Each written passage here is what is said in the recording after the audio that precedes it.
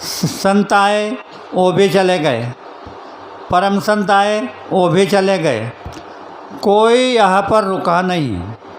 इसलिए हमारे सुरेश भाई ने कहा था, आया सो जाएगा राजा रंक और फकीर। कोई चढ़े सिंहासन, कोई बंधा जंजीर। फर्क इतना है, सब जाएंगे, लेकिन कोई सिंहासन पे जाएगा तो कोई जंजीरों में जकड़ा जाएगा। इसको भी छोड़ देता हूँ क्योंकि समय ज़्यादा लग जाएगा।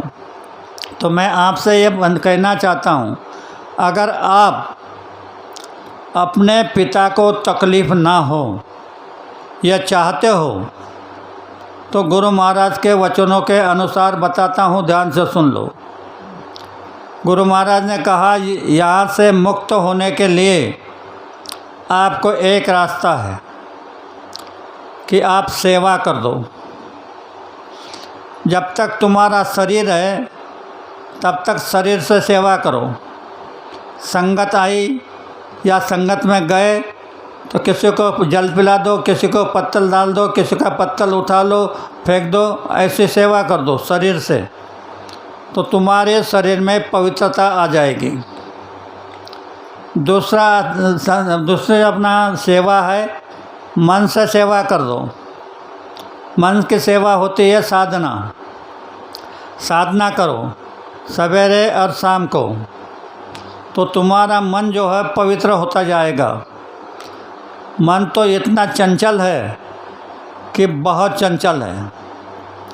बाद में यानी कहा कि धन की भी सेवा कर दो।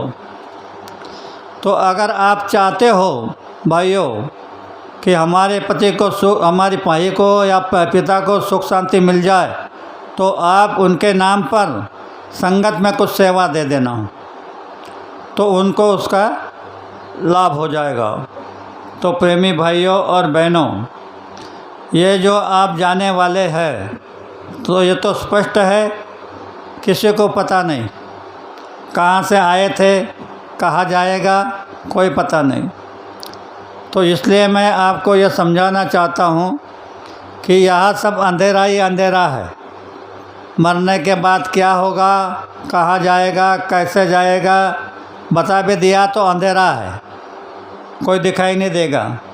इसलिए आप बाबा जी के वचनों पर विश्वास करके यह समझो कि हम हमारे पिता को लिंग शरीर से अलग करना चाहते हैं, तो फिर वह जीवात्मा सूक्ष्म शरीर में जाती है। यह सूक्ष्म शरीर होता है 9 तत्वों का। अंतःकरण ये तो छूट गए, तुम्हारे ब्रह्मा विष्णु महेश ये भी पीछे रह गए, तुम्हारी 10 इंद्रियाँ भी पीछे रह गई। रावण ने 10 इंद्रियाँ पर कब्जा किया था, इसलिए उसे 10 मुखी रावण कहते थे। सारी 10 इंद्रियाँ उसकी मुट्ठी में थी, तो उसको रावण कहते थे। और इस इंद्रिया के जो लोग हैं यहाँ काम करने वाले, वह 33 कोटि देवता है। तो 10 इंद्रियाँ ही उसने कब्जे में कर लिया, तो देवता भी उनके कब्जे में आ गए। इसलिए उसको उनके अपने पुत्र को इंद्रजीत कहते थे। तो ये सारा शब्दों का भेद है। लोग किताब पढ़ते हैं, ग्रंथ पढ़ते हैं, सब पढ़ते हैं, ये सारा किताबों का जो भेद है, इसमें कुछ बातें सत्य है, लेकिन हम उसको जानते नहीं। इसलिए मैं आपको बता रहा हूँ कि गुरु महाराज की एक बात सिर्फ आप जान लोगे तो आपका कल्याण हो जाएगा। जय गुरुदेव। नहीं तो ये भी समझना चाहता हूँ, वो भी समझना चाहता हूँ, तो कुछ समझ में आपके आएगा नहीं। अगर एक बात पक्की कर ली तो उस पर अडिग रहो। जैसे लक्ष्मण और रावण का युद्ध हो रहा था, घनघोर युद्ध चल रहा था। रावण ने अमोघ शक्ति का प्रयोग किया। पहले बाणों का, शस्त्रों का प्रयोग होता था, उसने वो ख़त्म कर दिया। लक्ष्मण अनावर हो रहा था तो अमोघ शक्ति का प्रयोग किया। यह अमोघ शक्ति मंत्रित करके जब छोड़ी तो लक्ष्मण की तरफ जाने लगी, तो हनुमान ने जाकर के उसको पकड़ा। शक्ति ने कहा, अरे अपने आप को ब्रह्मचारी कहलाता है और परस्त्री को स्पर्श करता है, तुरंत छोड़ दिया। तब से लक्ष्मण ने बाण चलाया, तीर चला, शक्ति के 2 टुकड़े हो गए, एक अलग गया और एक सीधा उसके ऊपर आया। लक्ष्मण अगर धीरे से इधर हो जाता या उधर हो जाता तो शक्ति ऊपर छाती पर नहीं आती। पर नियम था युद्ध के मैदान में किसने भी शस्त्र आ जाए तो अपना स्थान नहीं छोड़ना चाहिए। लक्ष्मण ने स्थान नहीं छोड़ा तो उसका शक्ति का प्रभाव हो गया, गिर गया, बेहोश हो गया। कथा आपको मालूम है, हनुमान गए, कुछ दवाइयाँ लाई, वो चले, उड़ गया। तो कहने का तात्पर्य यह है, कुछ नियम ऐसे होते हैं शास्त्रों में लिखे हुए तो अडिग होते हैं, उनका पालन। ऐसे ही हमारे साथ अगर कोई व्यक्ति चाहे जितना विरोध करता है, चाहे जितना अस्त्र चलाता है, चाहे जितना शस्त्र चलाता है, वो अपनी छाती पर लो, लेकिन पीठ में घुमाना, छाती पर लेना। तो आप सभी लोग बहुत हमारे देहातों में सावन महीने में कथाएं लगाते हैं कि किताब पढ़ते हैं, यह करते हैं, बस किताब पढ़ लिया, हो गई पूजा, हो गई भगवान का भजन, यह नहीं है। अब थोड़ा सा सत्संग सुनो। परमार्थ क्या होता है? ये परमार्थ नहीं कि तुम मंदिर गए, पूजा किया, पाठ किया, व्रत किया, अन्न सत्र चलाया, किसी को पैसा दिया, उसकी शादी करा दी, इसका ये करा दिया, वो करा दिया, ये तुम्हारा कर्म है, सत्कर्म। यह सत्कर्म में दाखिल होगा, परमार्थ में नहीं। परमार्थ में वो दाखिल होगा कि तुम अपने शरीर को, जो तुमको शरीर मिला है, यह शरीर, आप ध्यान से सुनो, इसका संबंध है करके बता रहा हूँ, सत्संग में नहीं बोलता। यह शरीर उसका नहीं, यह शरीर तुम्हारे माँ बाप का है। मन मध्य मासिस्त 16 सांदे पिंडा से रक्त मासाचे धनी माई बाप मालक हड़का से। इस शरीर का खून, मांस, हड्डी, इन पर माँ बाप का अधिकार होता है।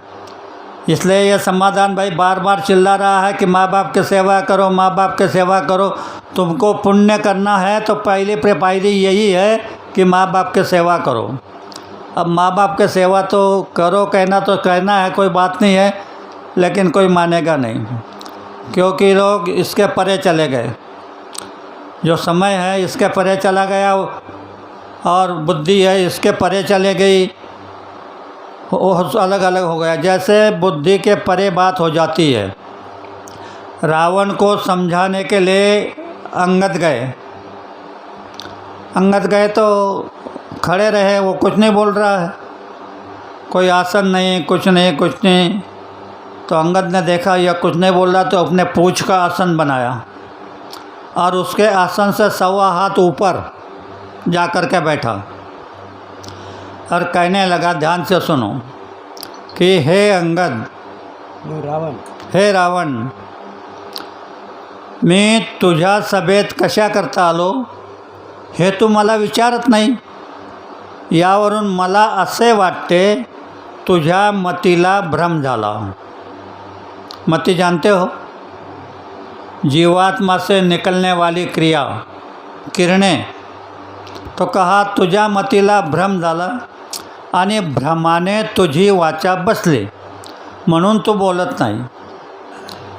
यासाठी मी सांगतो ते श्रवण कर। जगी नरदेह प्राप्त झाला असता त्रिभुवनात आपली सत्कीर्ती कायम राहील असे वागावे।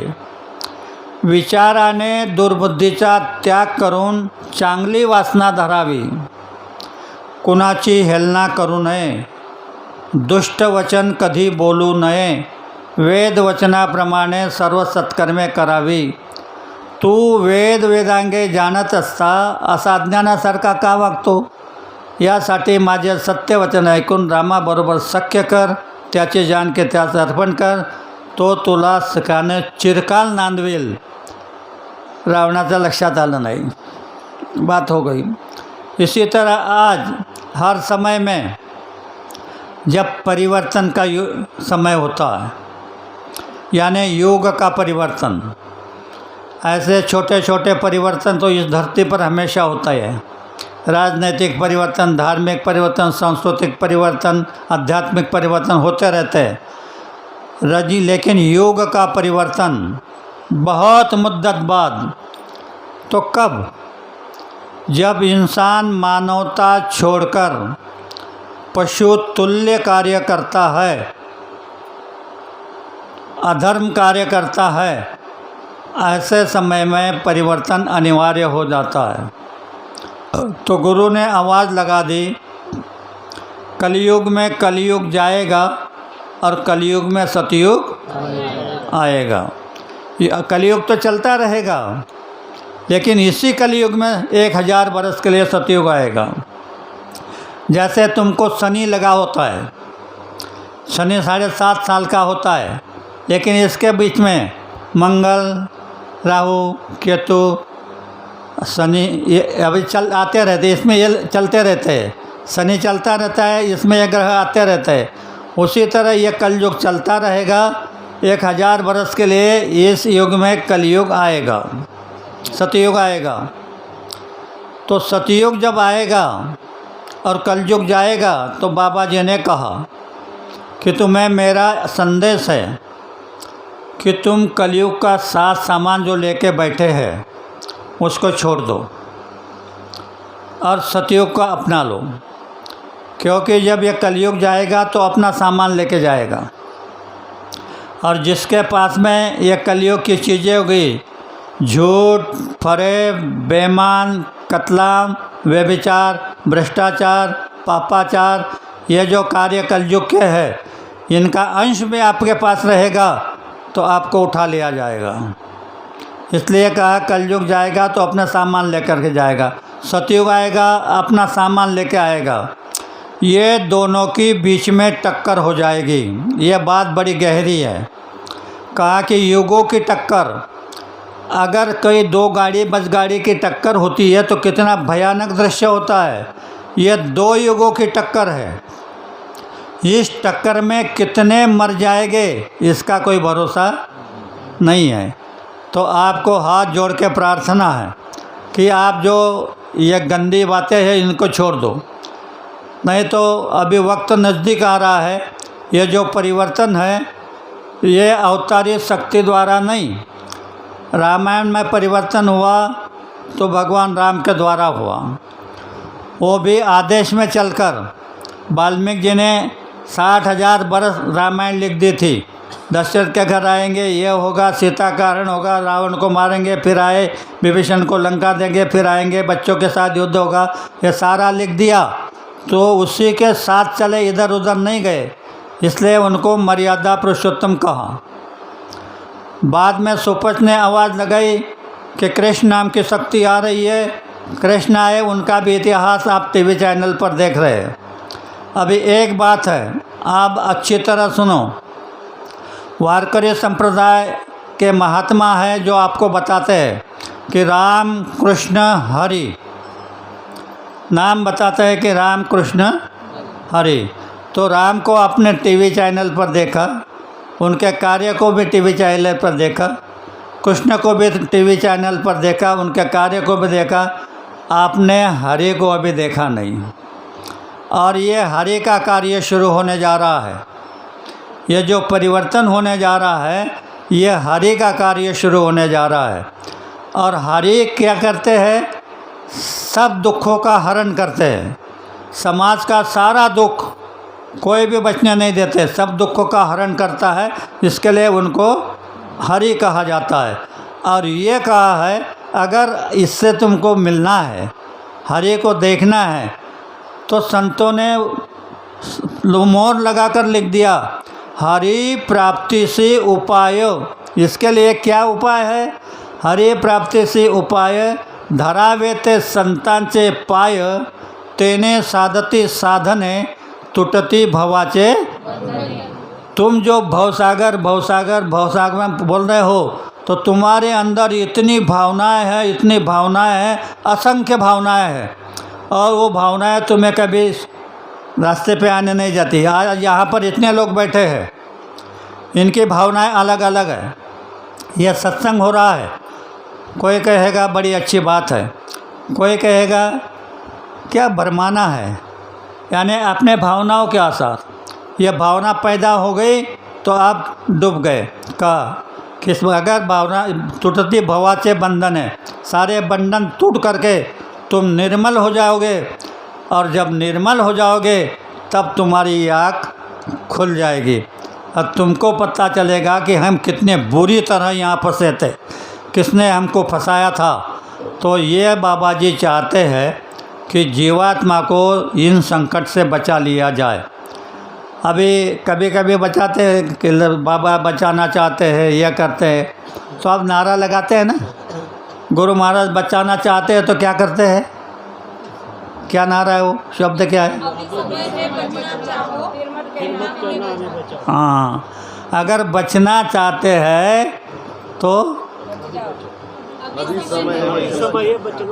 हाँ, अगर बचना चाहते हो तो शाकाहारी हो जाओ।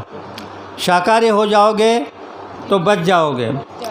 ये गुरु महाराज आदेश दिया उन्होंने। हमारे ये प्रेमी हम हर संडे को गांव-गांव जा कर के ये सुना रहे हैं। ये बात जिसने मान ली, समझ लेना उनका मानव तन आज से रिजर्वेशन। जिन्होंने मान ली, क्योंकि ये कोई मामूली बात नहीं है। तुमको अधिकार दिए गए हैं। मैं ये नहीं कह रहा हूँ कि मैं तुमको ये कर दूँगा। तुमको अधिकार दिए हैं भगवान ने। जितने अधिकार देवताओं को थे उतने अधिकार तुमको है। आप सोचना, थोड़ा उदाहरण देता हूँ। पहले राजा जो बनते थे तो अपने बाहुबल से सामने सामने युद्ध होता था, तलवार से, भाले से, अपने बाहुबल से राजा बनते थे। अब ये अधिकार तुमको दे दिया, तुम्हारे वोट से राजा बनते। कितनी अच्छी बात है। लेकिन ये दिया क्यों उसने? यह क्यों दिया? अपने पार्लियामेंट में इसको मंजूर क्यों किया? कि तुमको फंसाना था। तुम जिसको वोट दोगे वो वहाँ दिल्ली पहुंचकर एक गाय अपने गऊ काटने का कारखाना खोल देंगे। उसने गऊ काटने का कारखाना खोला, गाय कटी, तो जो पाप होगा उसके तुम अधिकारी बनोगे, क्योंकि तुम्हारे वोट देने से वो वहाँ पहुँचा और उसको यह शक्ति प्राप्त हुई, उसको अधिकार मिला। उसने गऊ काटने के कारखाने खोल दिए, शराब बेचने के कारखाने खोल दिए, मांस बेचने वालों को कोई तकलीफ़ नहीं। यह सारा वो करता है और यह पाप तुम्हारे ऊपर आता है। इसलिए कहा कि को करे कर्म और को पावे कर्म। कौन करेगा और फल तुमको भुगतना पड़ेगा। ये सारी बातें जब सत्संग में सुनाई जाती है तो एक बार में समझ में नहीं आती। धीरे धीरे धीरे धीरे 4-5 सत्संग जब होते हैं तब लोग, क्योंकि काल ने उनको ऐसा पोत के रखा है। काल ने पहले संतों को कहा था कि तुम मृत्यु लोक में मत जाओ, पर संतों ने पहले, सबसे पहले संत यहाँ पर कबीर आए। उन्होंने कहा कि मैं संत मत चलाने जा रहा हूँ मृत्यु लोक में। तो काल यानी ईश्वर, जो आप भगवान को ईश्वर कहते हैं, वो ईश्वर, उसने कहा यह देश मेरा है, यहाँ मेरे कानून है, वहाँ तुम्हारा कोई नहीं चलेगा। तुम सीधे अपने सतदेश में जाओ और सतदेश उधर चलाओ। उसने सत्पुरुष का लिफाफा दिखाया, यानी सर्टिफिकेट, मुझे मृत्यु लोक में जाने का। एक बात को अच्छी तरह अभी फिक्स करो कि लिफाफा देखते ही काल ऐसे काँपने लगा, थर थर काँपने लगा।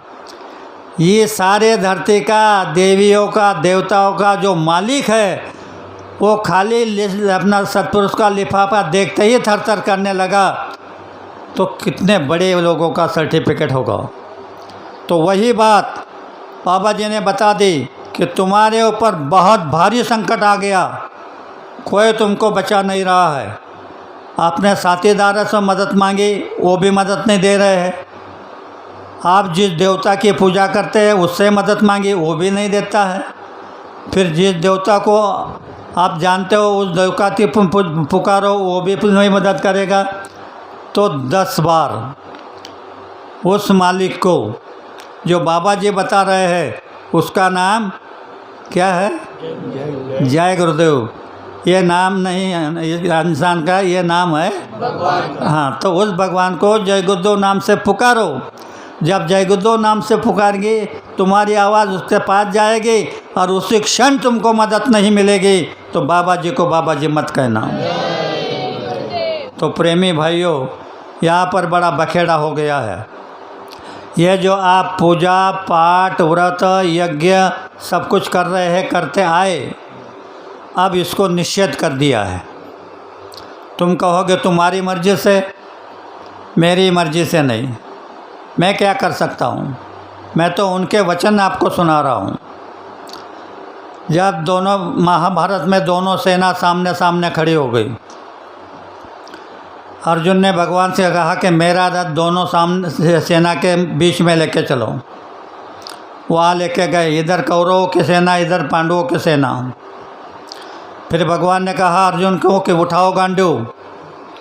अर्जुन ने ऐसे देखा और हाथ जोड़कर कहने लगा, भगवान नहीं, ये यहाँ मेरे गुरु है, मेरे पिता है, मेरे भाई है, मेरे पुत्र है, मेरे पौत्र है, इनको मार के मुझे राजपाट नहीं चाहिए। धर्म कहा था ना, असली धर्म कहा था ना, तो भी भगवान ने मंजूर नहीं किया। भगवान ने कहा कि उठाओ गांडू। नहीं मान रहा था, तो थोड़ा प्रयोग करके देखा मीठे शब्दों का। हे अर्जुन, हे कौंते, हे धनुर्धर, हे पार्थ, अच्छी अच्छी उपाधि देकर के समझाया। अर्जुन मानने को तैयार नहीं हुआ। लास्ट में अर्जुन को कहा कि आग बंद कर। आग बंद करने को लगाया तो उसको अपनी योग माया से अपना खुद का विराट रूप दिखाया। कृष्ण ने अपना खुद का विराट रूप दिखाया, असली रूप। जमीन पर पैर, आसमां को सर, असंख्य भुजाएं और सारी जनता ऐसे जैसे पाइप से पानी निकलता है, ऐसे धोधांग के तरफ मुखों में जा रही है।